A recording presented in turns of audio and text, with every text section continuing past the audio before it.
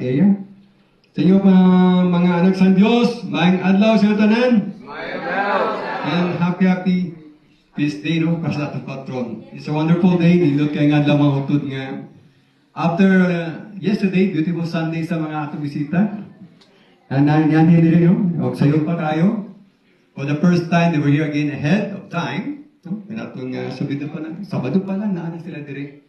Pero kung sa mga tulungan nung inspire sila manhi in advance. Kana karon sa consulting para sa mga hinungdan. Kaya atong pagtuo mga sa Ginoo, una mi sa daan asa tagikan sa atong pagtuo, o asa ta mo abot pohon. Ini atong pag-alagad sa pagtuo kay kini maong bulan, ang gibutan diya sa atong tema, ipunan kong netusasyon ang usa ka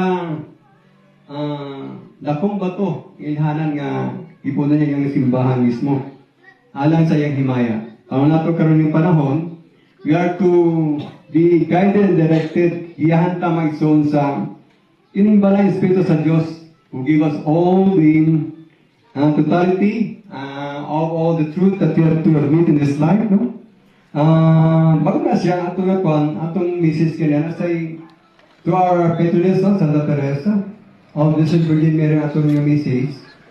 It was being given ang pag-usap pagbawa sa tawag sa kaproseso.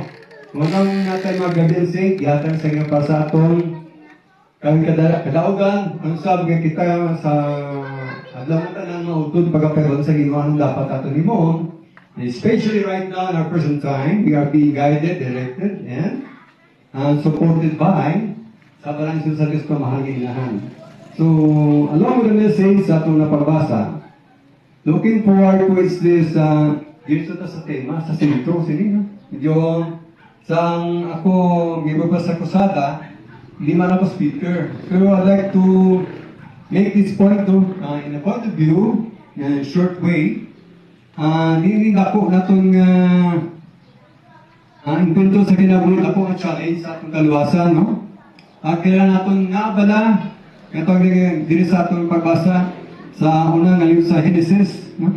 Ining bugno sa kinabuhi isang tao, siguro sinugdan, no? Hindi ang ipakatao siya,